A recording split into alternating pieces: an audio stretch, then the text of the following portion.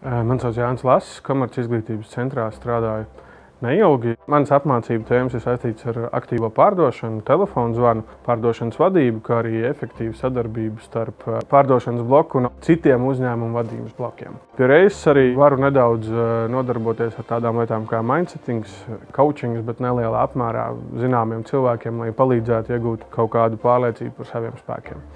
Ar kādām metodēm es strādāju pārsvarā, tas ir semināra tipa veida apmācības, kur es cenšos aktīvi iesaistīt visus dalībniekus, arī ar kaut kādiem praktiskiem uzdevumiem, tādā pašā laikā ļoti aktīvi iegūstot viedokli par manu, pausto modeli, risinājumu, kādu es piedāvāju. Jo tas ir tas veids, kādā veidā mēs panākam to, kad ir reāla atgriezeniskā saite un iespējams dalībniekiem daudz ko no tā paņems reālā dzīvē. Mana apmācība galvenais motor ir tāds, lai pēc šīm apmācībām cilvēki patiešām tās lietas, ko viņi ir paņēmuši, izmanto.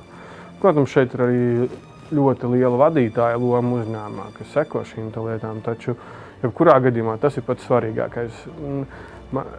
Esmu piekritējis tam, ka tās ir praktiska veida nodarbības, reāli praktisku atgriezenisku saiti. Sausi teorētiski mācīt lietas es neredzu jēga, jo tā ir tikai viena reize. Gribās, lai uzņēmums un darbinieki paņem maksimumu, ko var no manas pieredzes, un arī izmanto. Un tādā, tā refleksijas veidā apspriest, kas strādā, kas nestrādā un ko var pielāgot citādām dzīves situācijām.